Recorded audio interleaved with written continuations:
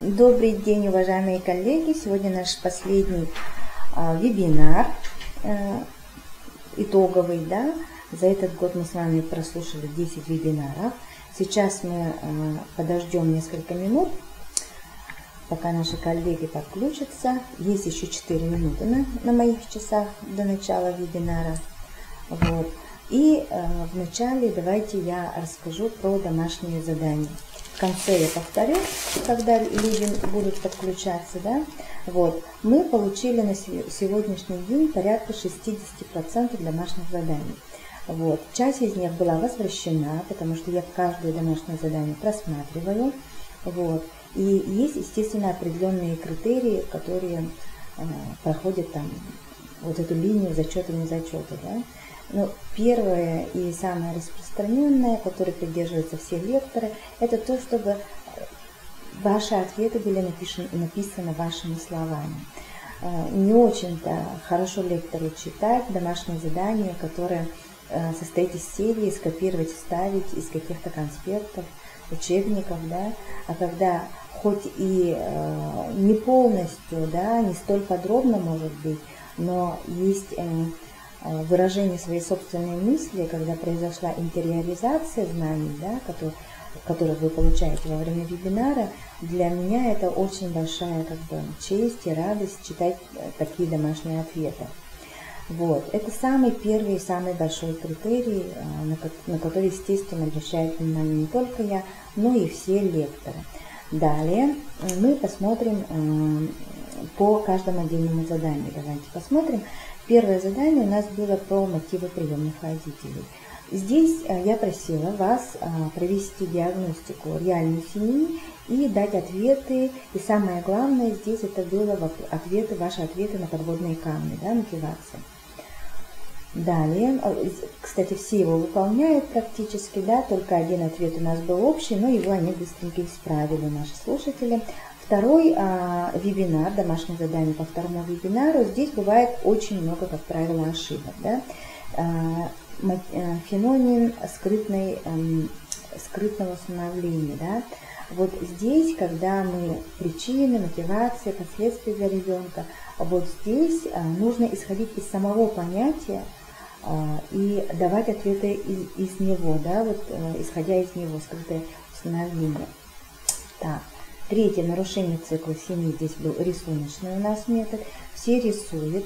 К сожалению, этика мне не позволяет выносить на обсуждение, но вот те, которые уже выполнили домашнее задание, вы сделали для себя вывод такой, что я и моя мама в детстве, я и мой ребенок сейчас, это практически идентичные рисунки. То есть, видите, да, мы с помощью вот таких рисуночных методов можем диагностировать, какие родительские паттерны мы повторяем, да, и, соответственно, прогнозировать или планировать модель воспитания в этой семье. Так, четвертое требование, пятое у нас, не четвертое у нас было без домашнего задания, четвертый вебинар, пятое детские психотравмы. Очень хорошие подробные ответы получаю, спасибо вам большое. Так, шестое, чем отличается детский защитный механизм от защитных механизмов взрослых, тоже очень хорошие подробные ответы, прямо такие художественные, творческие некоторые ответы, великолепные просто. Седьмое, какие социальные факторы могут влиять на особенности возрастного кризиса. Тут диапазон ответов очень широкий, иногда просто берут и перечисляют очень лаконично, да, а есть ответы, когда прямо расписывается каждый фактор. Естественно, мне приятно получать расписанную, да, то есть ваше видение, вашу индивидуальность прочувствовать в этом моменте. Вот. Но если даже перечисляете, вы знаете, какие социальные факторы могут быть, это тоже в принципе неплохо. Восьмой у нас тоже был практический. Это вы должны были сделать сами собственный тест, характер взаимодействия супругов в конфликтной ситуации. И самое главное здесь обработать. То есть наша с вами задача научиться техникам, методикам, соответственно, вы, делая этот тест, должны его уже отправлять необработанным. То есть вы вот цель домашнего задания – это научить вас ознакомить, как обрабатываются психологически стандартизированные тесты. И девятое домашнее задание, да, Тоже был это такой вопрос, почему включение приемного ребенка в детскую систему является признаком адаптации в приемной семье. Тоже ответы очень хорошие, и и все правильные, да, неправильных ответов я пока не получила. Так что, если у вас есть сложности с заполнением, да, прослушайте этот вебинар, потому что вот эти домашние задания у нас построены конкретно на тех вебинарах, которые я вам читаю, да, то есть никакого там шаг в сторону, налево-направо у нас нет. Вот. Есть у нас уже слушатели, которые ответили на все вопросы, а есть слушатели, которые только начинают отвечать или пока частично отправляют ответы. Вот. Так. Вот такая обратная связь у нас по домашним заданиям. Я жду каждый день вечером, где-то 30 минут я уделяю проверке ваших домашних заданий в этом месяце, да, вот, и стараюсь оперативно вам отправлять ответы, чтобы вы смогли что-то исправить, внести коррективы, да, если есть какие-то замечания. Вот. И у нас сегодня последний наш вебинар, в котором не будет домашнего задания, вот. И тема эта очень интересная, тема очень актуальная, и она тоже достаточно конкретная, да? Вот, практическая. Напоминаем, наши вебинары проходят при поддержке фонда президентских грантов. Наш проект называется «Будем вместе», на якутском языке «Илляхтик Бирге», и проводится оно Международным детским фондом «Дети Саха-Азия». Наша тема сегодняшнего вебинара – это семейная конференция. Что ж, в начале схемы вебинара мы сначала ознакомимся с понятиями, с которыми мы будем сегодня работать. Да, это медиация, медиатор, семейная конференция как форма медиации. Принципы медиации. Здесь мы рассмотрим не только принципы, посмотрим профессионально важные качества, необходимые для медиатора, да, и случаи, когда семейная медиация проводится и когда она не может проведена в этой ситуации или в этой семье. Третье – это технологии, круги заботы, основные компоненты, этапы работы по технологии, да, и в конце немножко завершим весь цикл наших вебинаров, да, проекта «Будем вместе», и подведем итог. Что ж, давайте начнем. Семейная конференция является одним из направлений медиации. Медиация или посредничество, да, это примирительная процедура, в основе которой лежат переговоры конфликтующих сторон с участием медиатора, специального независимого посредника, с целью выработки взаимовыгодного соглашения сторон по спорным вопросам. Медиация – это направление достаточно широкое. На сегодняшний день есть даже специальности готовят, да, медиаторов. Вот. И медиация, она используется в разных сферах. Да? То есть бывает досудебная медиация, то есть примирение, да, скажем, посредничество, когда есть дело судебное, но оно до суда не доводится и решается в рамках медиации до уровня суда. Есть школьные медиации, есть медиации в коллективах трудовых, да, и есть медиации семейные, к которым относится наша семейная конференция. Вот.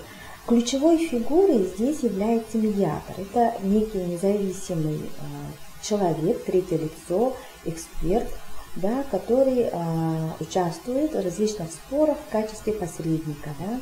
Вот. Медиатор – это нейтральная и не заинтересованная сторона. Цель медиатора, соответственно, привести участников спора к некому решению. Да? И медиаторов может быть несколько, в зависимости от ситуации. Да? Может ситуация, в одной ситуации медиатора работать один, а может быть их два, да? Может быть их три. Вот. А есть еще и люди, которые работают в подготовке к медиации, но, собственно, самой этой процедуре медиации не участвуют. Да? То есть, смотрите, да, медиатор – это такой посредник, который не заинтересован и который проводит, собственно, эту процедуру медиации.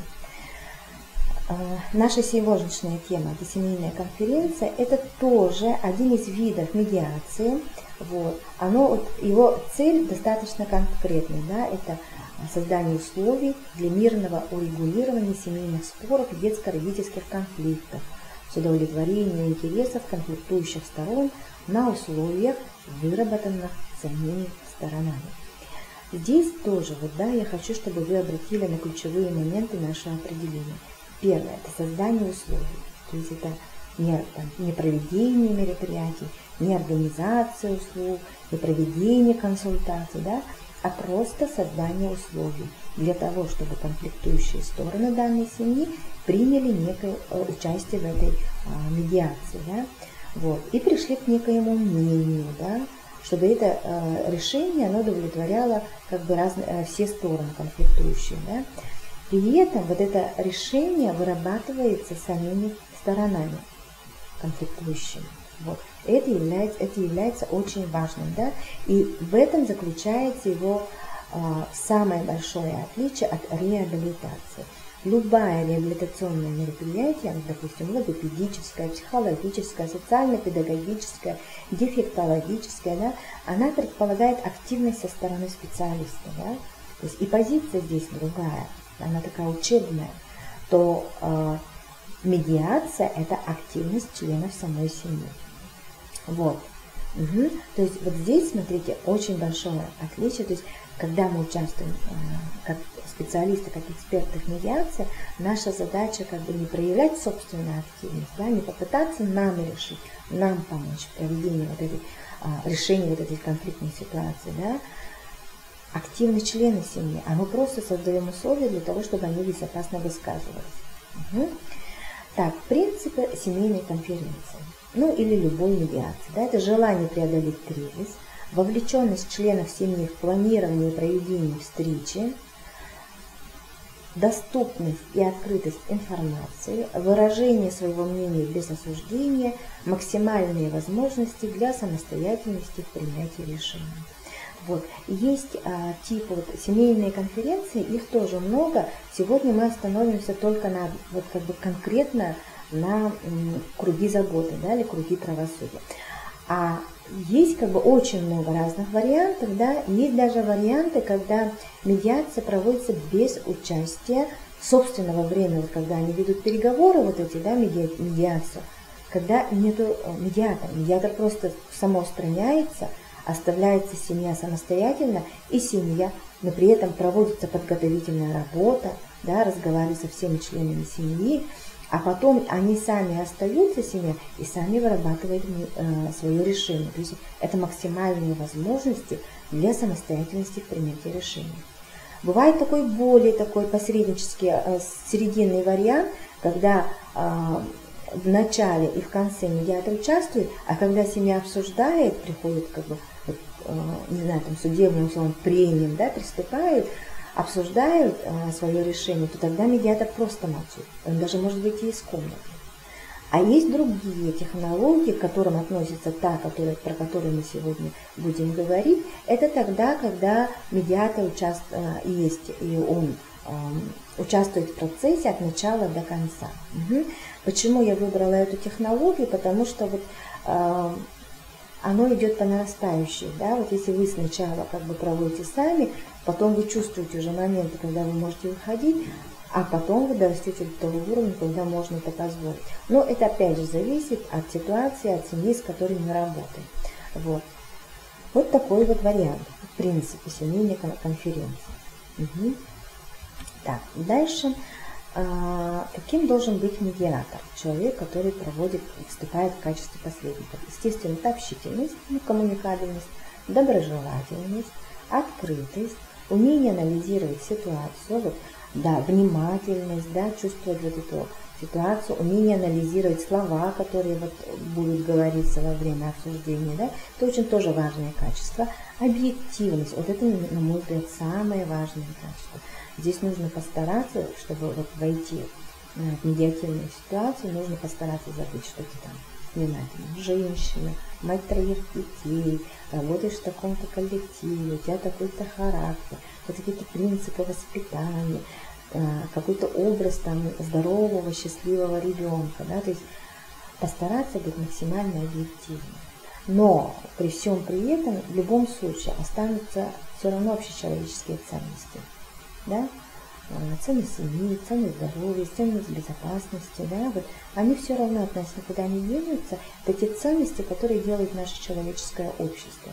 Но вот излишне как бы вот наличие установки какой-то, да, ну, к примеру, там ребенок хорошо учится, и это хорошо, плохо учится, это плохо, то, смотрите, вот такая установка, она может вам мешать проводить медиацию. Но знание об основах психологии личности – это не профессионально важное качество, но тем не менее это важное, профессионально важное знание, которые нужны медиатору. Но мы много говорили про возрастные особенности детей, мы говорили не так уж много, естественно, все не охватили, но особенности взрослого человека, приемной семьи, да, мы говорили. Ну, то есть у нас осталось как бы общие такие социальные понятия, общие социальной психологии. Но вот что относится к приемной семье, мы постарались с вами проговорить в наши 9 вебинаров. Да? То есть у вас есть сейчас знания об основах психологии, да, вот такие базовые знания, но нужна самостоятельная работа, дальнейшее как бы развитие для того, чтобы вот это прочувствовать. Угу. Вот это как бы важное качество, профессионально важное качество нашего медиатора и посредника. Вот. Критерии для проведения семейной конференции. Давайте посмотрим. Наличие трудной жизненной ситуации, ее необходимо разрешить или принять решение в отношении ребенка. Ну, в нашем случае, да, приемного ребенка. Есть трудная жизненная ситуация. Второй критерий. Семья согласна на проведение групповой конференции. Вот вы понимаете, вот почему это важно? Потому что в конференциях принимают участие члены семьи, которые, все члены семьи, которые есть, вот, мы считаем членами своей семьи. Также иногда бывают методы, когда можно пригласить и родственников. Знаете, соседи иногда приглашают для того, чтобы вот была поддержка и выработано некое решение. Угу. И третий критерий – это у семьи есть ближайшее окружение, которое готово поддержать ее. Вот. Это могут быть родственники, это могут быть учителя, это могут быть специалисты, это могут быть соседи, это могут быть друзья, которые могут прийти и принять участие в нашей семейной конференции. Угу. Видите, да, вот 3 критерия. Но критерии отказов от семейной конференции, как видите, достаточно намного больше.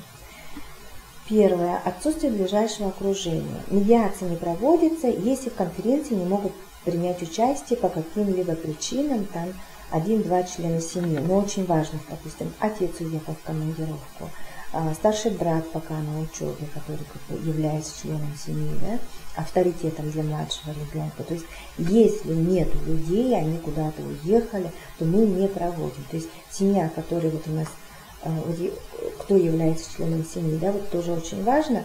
Мы с вами об этом говорили, как семейную систему. Иногда членами семьи могут быть бабушки и дедушки. Иногда могут быть даже другие родственники, которые проживают вместе, да. А иногда бывает просто мама, папа и дети. Вот. То есть, смотрите, мы знаем, что такое уже семейная система, мы знаем, кто есть семья уже, да, кого считает семьей, впускает в нее. И если из этой системы нет 1 или 2 человек, то мы тогда пока не проводим и дожидаемся более благоприятного периода. Отсутствие мотивации. Семья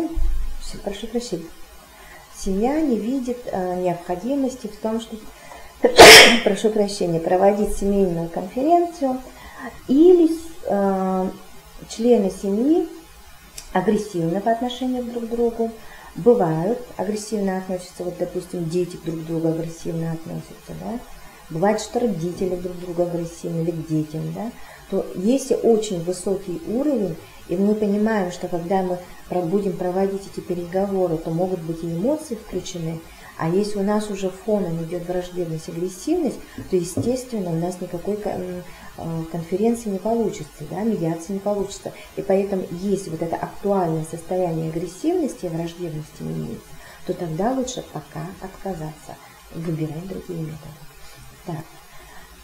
Третье. Члены семьи у нас алкогольно зависимые, наркотически зависимые или у них психическое заболевание. Опять же, насчет адекватности как бы за слова свои, да, за принимаемые решения во время конференции. Далее, проблема семьи чересчур личная. Бывают и такие моменты, могут быть и интимные вопросы супружеские, да, лечь в основу какого-то поведения, да, между родителями, что влияет на детей, да. А мы говорим, что в семейной конференции могут участвовать специалисты, да, специалисты это вот, может участвовать психолог, социальный педагог, может участвовать специалист опеки, да, и семья не хочет выносить такие проблемы, то тогда лучше медиацию не проводить, а выбрать другую методику работы. Вот.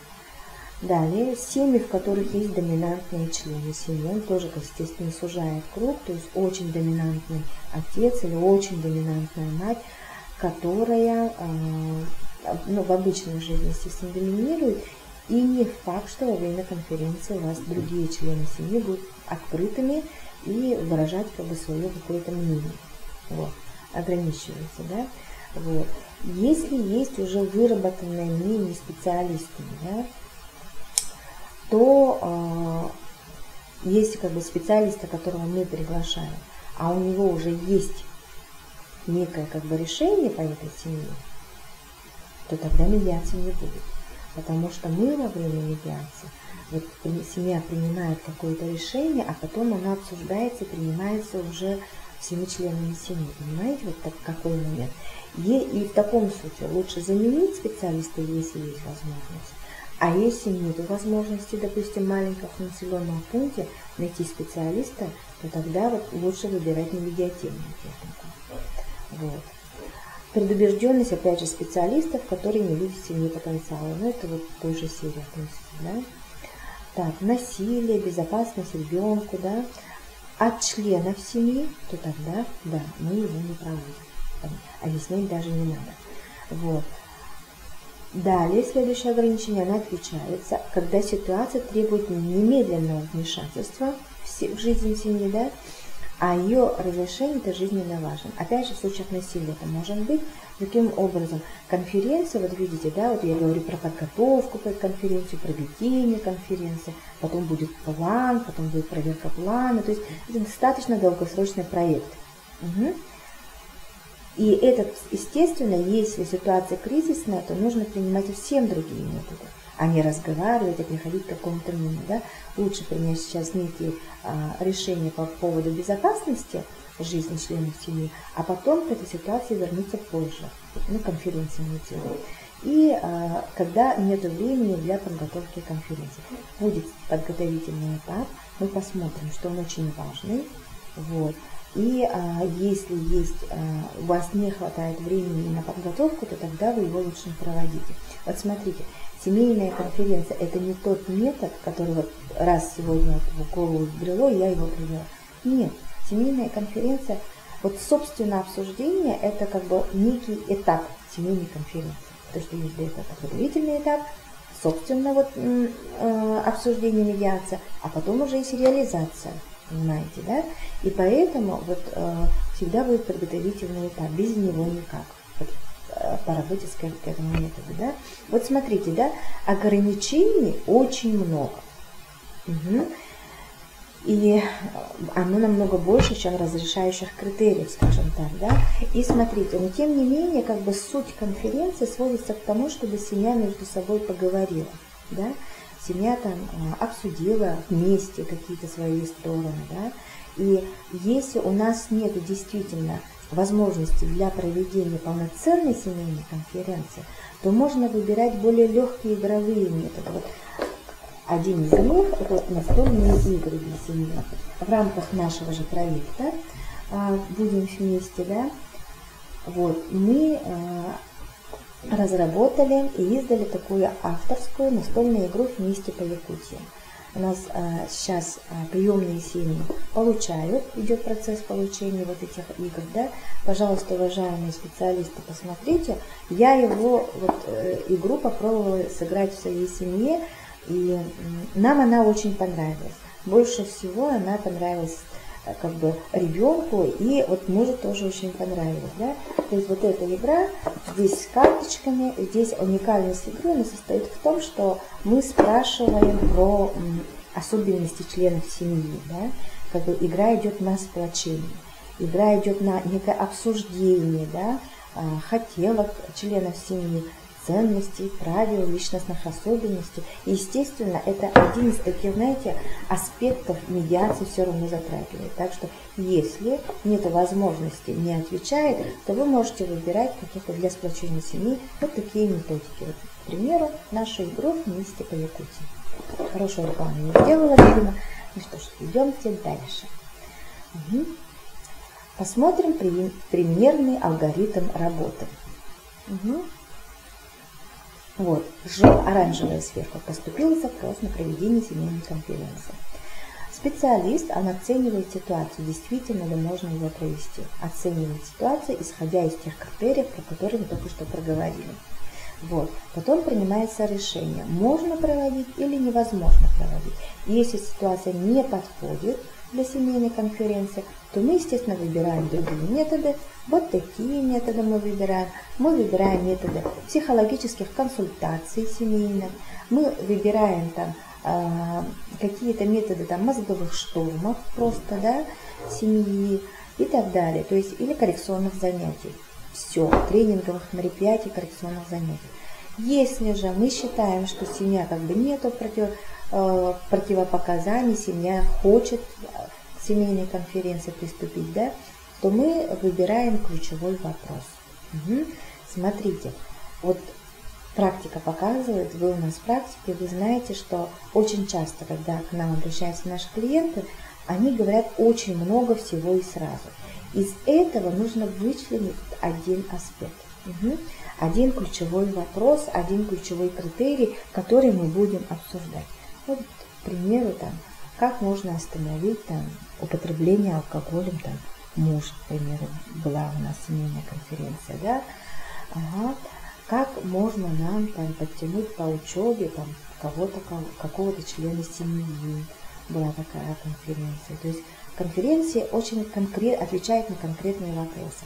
Если у нас будет конференция «Как жить счастливо», то мы не найдем этого решения. Понятно, да? То есть у нас вопрос формулируется ключевой, конкретный, и выбирается медиатор. Здесь я хочу сказать, что медиатором может быть любой человек, любой специальности. Главное, чтобы он был, как мы говорили, коммуникабельным, открытым, доброжелательным, знал какие-то психологические особенности людей, да, вот. И он был таким объективным, да, вот, отвечает вот этим качествам. Иногда в качестве медиаторов приглашают даже каких-то знаменитостей, певцов, спортсменов, да, то есть это может быть абсолютно любой человек, любого образования, вот. Главное, чтобы он отвечал вот тем профессионально важным качествам, про которые мы тоже с вами до этого проговорили. Вот. Когда мы выбрали медиатора, то есть, допустим, специалист органа опеки может как бы не сам проводить медиацию, да, он может выбрать какого-то медиатора, который придет и проведет эту медиацию. Вот. Это может быть даже другая мама, другой там какая-то женщина, да, это педагог может быть, это любой человек. Главное, чтобы это было объективно.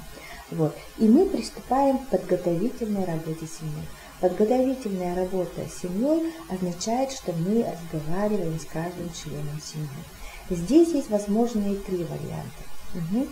Отказ от семейной конференции. Тогда мы также возвращаемся на предыдущую позицию и выбираем другие методы. Разрешение ситуации в ходе подготовки. Такое тоже бывает. Очень часто, кстати, бывает, когда мы начинаем разговаривать со всеми членами семьи про эти моменты, да, то есть мы их мотивируем на эту работу, что у нас будет семейная конференция, и, естественно, как бы немножко такой брифинг проводим и узнаем, настроение, опять же проверяем наши критерии, насколько они враждебны, не враждебны, да, вот. И вот когда мы начинаем вот этот разговор, идет как бы некая уже психологическая внутренняя деятельность, да, и может ситуация сама разрешиться. Очень часто так бывает. Вот. И третий вариант, естественно, мы подготовились, мы готовы провести семейную конференцию, и мы его проводим. По времени он у нас зависит, как бы, опять же, от количества участников, от 5 до 15 примерное количество собирается, да. Но чем больше народу, тем вы понимаете, что тем больше у вас времени, да, затянется. Но оптимальное время это там 2 часа, может быть дольше.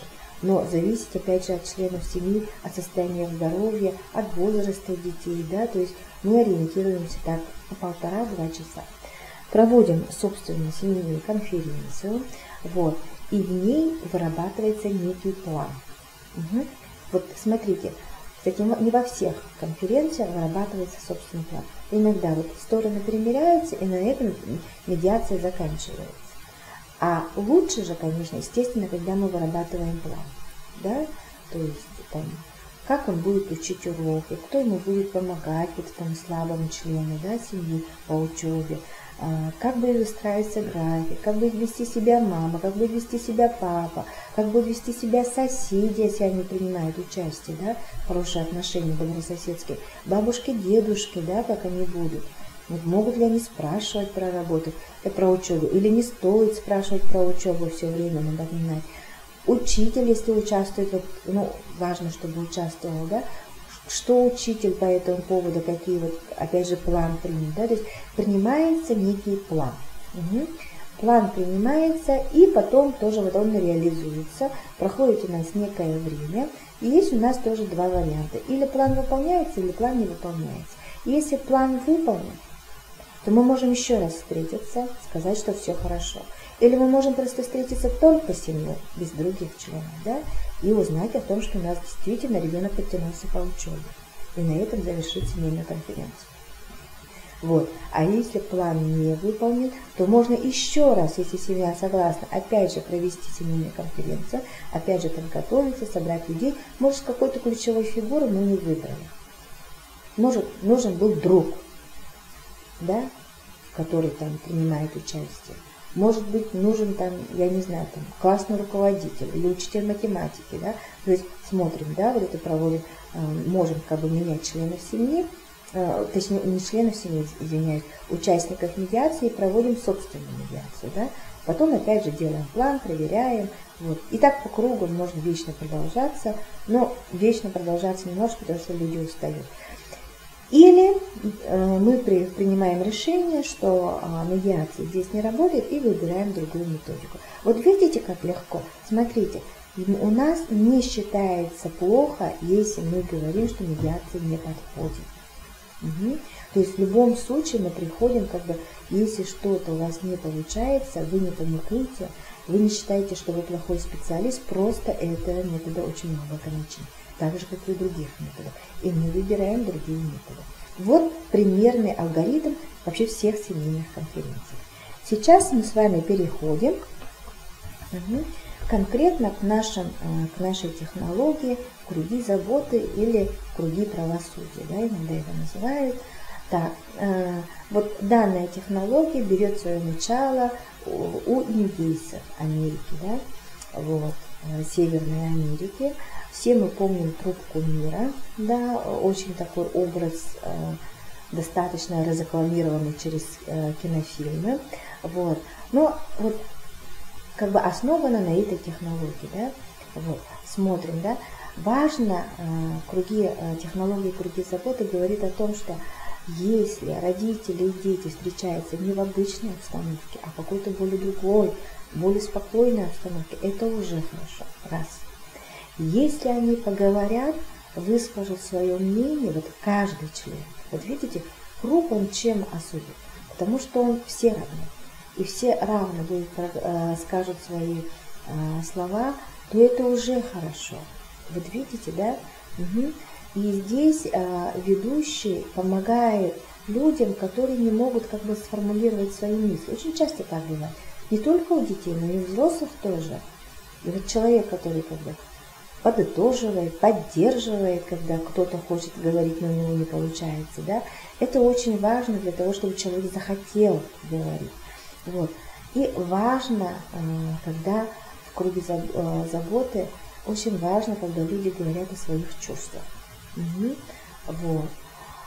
Про свои искренние, и когда можно выразить как бы свои негативные чувства, свои положительные чувства, да, отношения, эмоции, которые испытывают, то это может поменять ситуацию. Видите, да, то есть доброжелательная остановка, все равны, все проговаривают, говорят свое мнение и интересуются чувством друг друга. Вот. Это и есть круг заботы. Давайте еще раз напомню правила, которые здесь нужно помнить. Да? Первое. В круге заботы также могут принимать не только члены семьи, семейной конференции тоже. Семейная конференция может состоять из нескольких встреч. До проведения семейной конференции обязательно подготовительная работа и встреча с каждым участником медиации.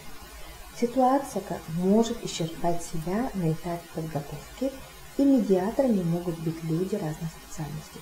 Вот эти правила также распространяются и к нашей технологии круг заботы. Есть атрибутики. Так как круг заботы он идет из индийской культуры, то смотрите, да, здесь есть тоже такие культурно-специфические моменты, да? Хранитель круга. В нашем случае это медиатор. Он следит за ходом работы, за алгоритмом, да? Он следит за безопасностью членов медиации. То есть он останавливает, если кого-то начинает как бы нападать психологически, да? Он поддерживает, если какой-то член медиации не может сказать.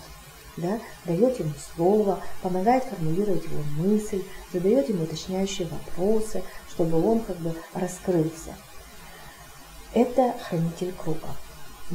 Символ слова – это некий предмет. Очень часто символом слова может быть предмет, который люди передают друг другу, когда они хотят говорить. Вот, допустим,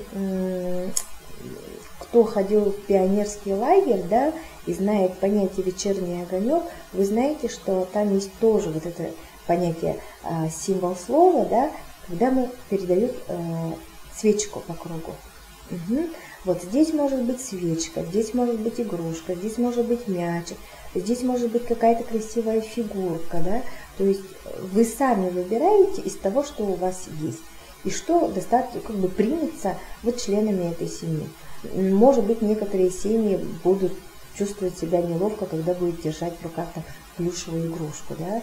Может, кому-то не захочется держать свечку, да, и так далее. То есть вы вот этот материальный предмет сами выбираете, исходя из того, что у вас есть в кабинете, и исходя из того, что как бы, нормально будет для вашей группы. И вот этот символ, он передается каждому члену для того, чтобы он сказал свои мысли, свои чувства. Правила круга. Правила принимаются совместно всеми участниками, их не должно быть очень много. Принятие правил не надо очень долго растягивать, да, потому что иногда нужно половину времени на этом убить. Да. Если члены круга как бы не могут впервые, допустим, сталкиваться вообще с такими психологическими все-таки технологиями, да, то они даже не знают, что предложить. В таком случае вы можете сами предлагать разные варианты, чтобы они выбирали из правил круга. Есть церемония, когда мы начинаем семейную медиацию, да, технологии, и когда мы выходим. Допустим, церемония переговоров, возможно, как бы в древние века это было, когда люди откладывали свое оружие. Зарыть топор войны, да, вот есть образное выражение тоже, да, когда оставляли мечи за той дверью, да, или что-то еще. Я не знаю, в современном мире, вот, допустим, для меня сотовый телефон, его отключение или поставить в режим, положить телефон в коробку, вот это тоже является как бы неким включенностью, да, вот некой церемонии для того, чтобы показывающий человеку, что я как бы от внешнего мира сейчас немножко отдохну, сяду и буду здесь и сейчас с вами. Так что вот телефон можно легко, спокойно как бы использовать, да, вот. Можно там зажечь свечки, кто-то делает, да, я не знаю. Опять же, смотрим с того, что вам подходит, с из того, что вам доступно, и из того, что примет ваша группа. Современные люди телефон понимают. Не все могут свечку принять, допустим, да, опять же, хотя большинство принимает, какие-то такие моменты. Лампочку можно какую-то зажечь, или лампочку можно какую-то отключить, какое-то такое суперсильное освещение, да, то есть, вариантов много. Но вот главное, эта церемония, когда она нужна для того, чтобы люди включились в работу семейной конференции. И решение, основанное на консенсусе, да, вот это самая главная цель вот нашего мероприятия, чтобы было принято некое решение, которое примут все члены нашей сегодняшней работы, группы. Так, переходим к этапам работы. Пожалуйста, посмотрите. Вот, первые 3 этапа – это достаточно вот такой организационный момент. Приветствие ведущего, или медиатора, да, представление целей или конкретный вопрос. Вот смотрите, очень удобно вообще будет для работы иметь доску или флипчарт, где можно писать ответы. Почему? Потому что будут обсуждаться, будут высказываться, да, разные моменты. Вот. И здесь, соответственно, можно на бумажке писать со всеми возможностями конспектировать, да, мысль каждого человека, а можно наглядно иметь какой-то момент. Но не столь обязательно, но просто удобно. Вот. И представление нашей темы. Это конкретный вопрос, который мы здесь решаем. Да? Вот, как я напоминаю еще раз, да, не так, как мы будем счастливы, да, а вопрос очень конкретный. Да? Помочь подтянуть учебе нашего нового члена семьи, Васеньку, к примеру, да? Или помочь адаптации в нашей семье, Васеньке. Да? Вот. То есть вопросы должны быть очень конкретные. Да? Помочь нашему папе избавиться или как наш папа избавится от алкогольной зависимости, например. То есть вопросы очень конкретные. Кто может помочь или как может помочь, да, вот такие моменты. Так, второй этап, когда мы ведущие быстренько все ритуал провели, церемонию провели, все телефоны положили, какую-то свечку или лампочку зажгли или выключили, все сели за стол круглый переговоров, да, или круг без стола, да. То есть мы здесь и мы начинаем нашу семейную конференцию, да. Вот, цель наша такая-то, давайте познакомимся. Это уже второй этап. Каждый сообщает свое имя и почему он здесь. Я, допустим, Владислав, отец данной семейства. Я кто-то мать и так далее. Я психолог, меня зовут Наталья Дмитриевна, да? Или Наталья. Если все сказали Владислав, то я, собственно, тоже Наталья, да, а не Наталья Дмитриевна. Вот. И каждый здесь принимает, я хороший друг семьи, меня зовут Егор, к примеру, да. Почему мы здесь, то есть говорим некую позицию, почему мы можем быть здесь находиться. Третий, мы принимаем правила. Правила это 3-5, сохранение конфиденциальности, открытости, уважения, не прерывать друг друга, да. То есть правила такие, достаточно, такие обычные правила, которые мы в любой групповой работе применяем, психологи, да. И вот с 4-го пункта у нас уже начинается, собственно, мыслительная деятельность. Да? Каждый участник с помощью этого хранителя слова, да, который мы передаем друг другу, да, к примеру, я не знаю, плюшевые игрушки, да, передаем, каждый участник говорит свое мнение. Он отвечает на такие следующие вопросы. В чем заключается данная ситуация? Кризисная, конфликтная ситуация, да? Почему она требует вмешательства, да? Почему она требует именно моего участия, каким образом должна измениться ситуация, чтобы ребенок мог остаться в семье, в приемной семье, да? А родители выполняли свои обязанности по воспитанию. Вот смотрите, да? Вы можете брать эти все вопросы, вы можете взять какую-то часть из них. Можно вопросы, допустим, на один вопрос ответили. Ведущий обобщает все высказывания, делает выводы, а можно дать все вопросы, чтобы они ответили, а потом ведущий обобщает. Вот смотрите, я выделила красный 5 и 7 пункты, да, вот видите, функция ведущего, медиатора, это в обобщении высказывания, делать вывод, да, Ну и скорректировать вот эти данные выводы. Это 5-й пункт. 6-й пункт. Каждый участник, вот они высказали, это первый этап, да, вот такой брифинговый, да, когда мы только включаемся в работу. Мнение каждого участника, делается вывод. Потом далее идет следующий этап, когда каждому участнику предлагается, что он мог бы сделать. Да? Обязательно указываются временные рамки. Да? Участники говорят о том, что как он это будет делать, с кем он это будет делать, да? Вот, и что он, соответственно, будет делать. И там помогать делать уроки каждый вечер. Или помогать делать, я могу помогать там, делать уроки там, по рисованию, по лепке, да, чему-то, да. Вот. А я могу помочь там, по математике, естественно, да, я там могу помочь там, с физкультурой, я могу помочь там, с русским языком. То есть могут быть какие-то распределения обязанностей, да. Очень часто так бывает, здесь снимается, ну, по учебной части у меня было такое, но мама была просто рада, когда члены семьи взяли на себя некоторые обязательства по сопровождению образовательного процесса, скажем так. Вот, каждый участник что-то предлагает, что-то говорит. Бывает, что вот я ничем помочь не могу, ну, я готов не мешать, к примеру, да, или я готов там, допустим, в воскресенье что-то делать, да, там, примерно, приготовить какао горячее, вот.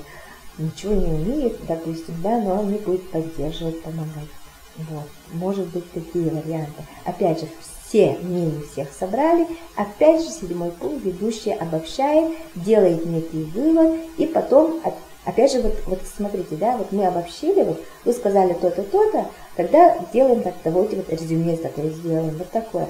Я правильно все сказал? Я правильно все учел? Или, может, я что-то забыл? Согласны или нет? Это вот называется совпадает с мнением членов семьи и с кругами членов семьи. Да? То есть учитель может сказать, ой, вы знаете, математику нужно ему все-таки не 1 раз в неделю, а может 2 раза в неделю вы будете заниматься. То есть, смотрите, когда идет обобщение, все равно идет корректировка. И вот такой вот момент. Далее. Группа, опять же, обсуждает вместе и принимает продолжительность временного периода, когда вот будет реализовываться этот план. Семья будет жить вот в этом новом режиме. То есть мы можем сказать, давайте месяц. Учитель опять же скажет, за месяц это мало. Нужно, давайте всю 2-ю четверть. Да, вот это 2 месяца. 1,5 месяца. Ну хорошо. То есть вот обобщается и устанавливаются временные рамки. Зачем они нам нужны? Потому что это будет наш контрольный срез 2-й. Помните, да, мы говорили, когда мы проверим, оно действительно сработало или нет. Вот.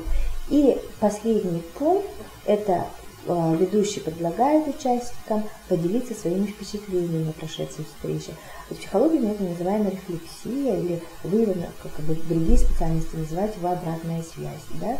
Вот. Участники делают это по желанию.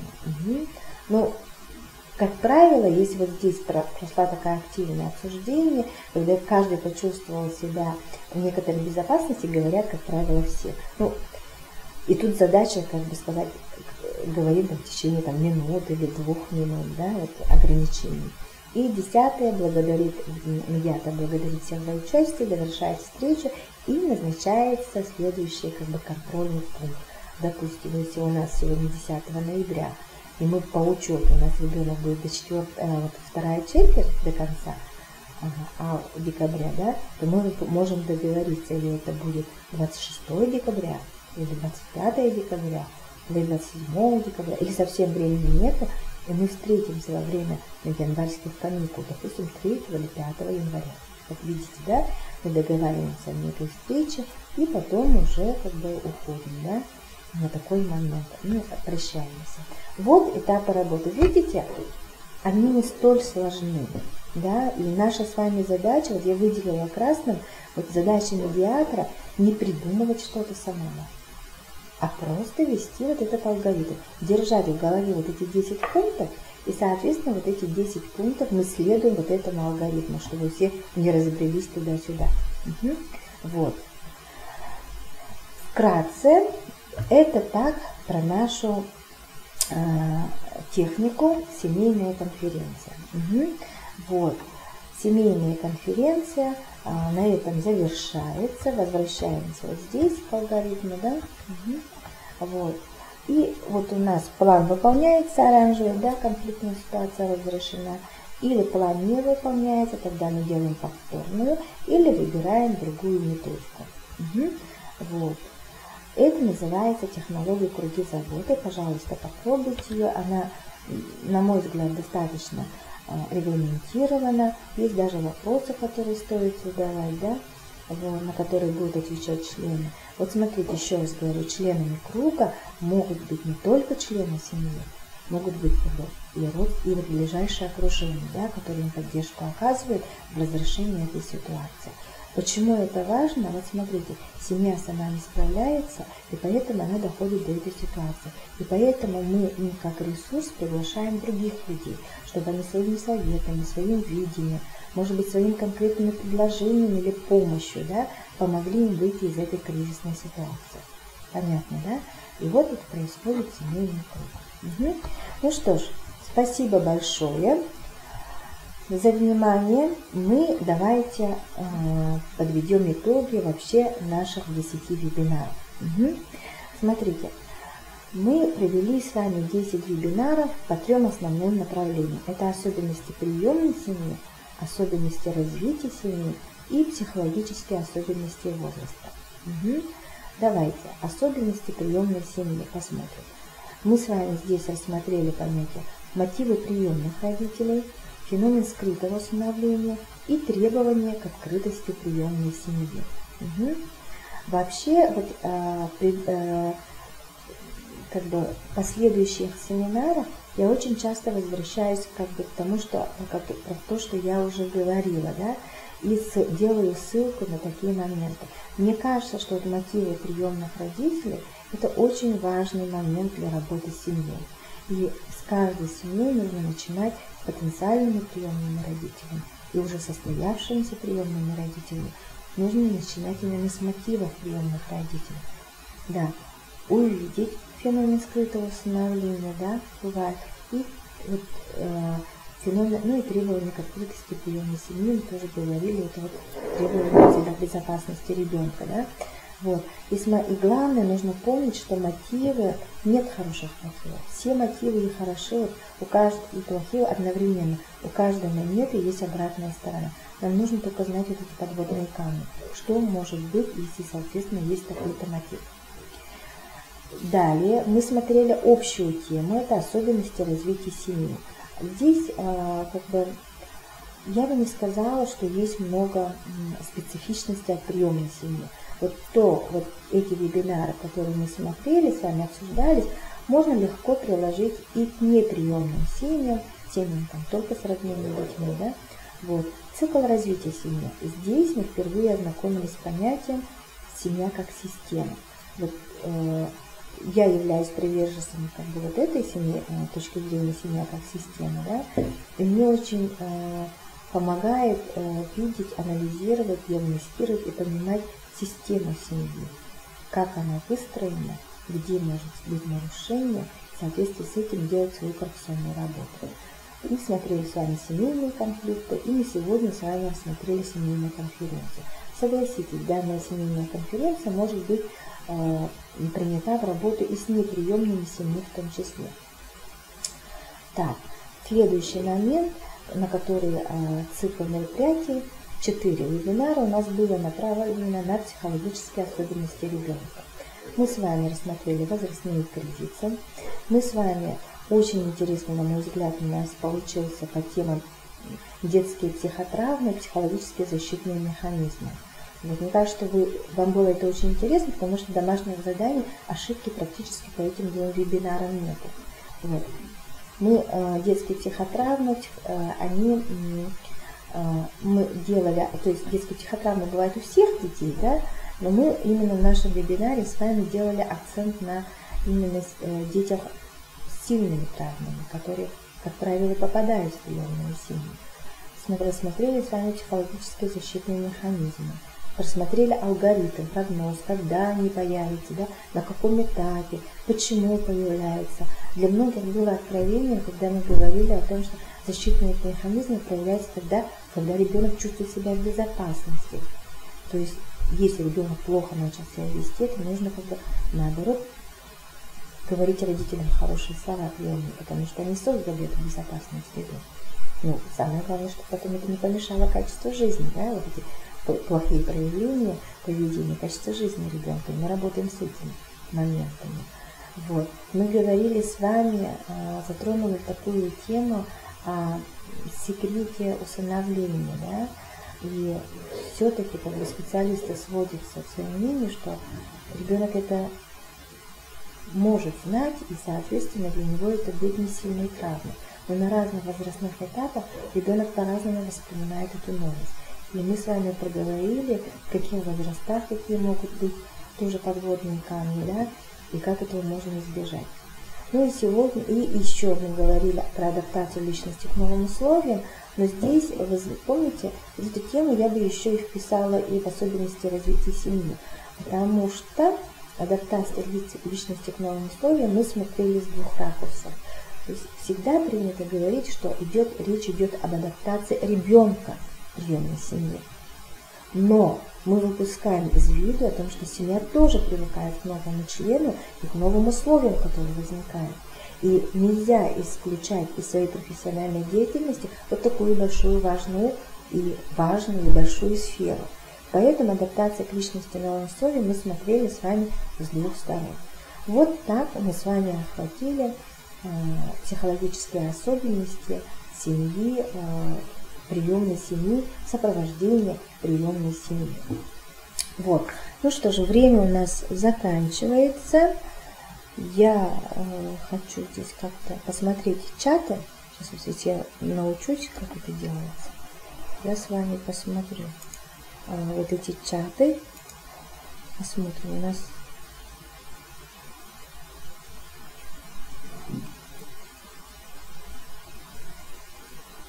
чат.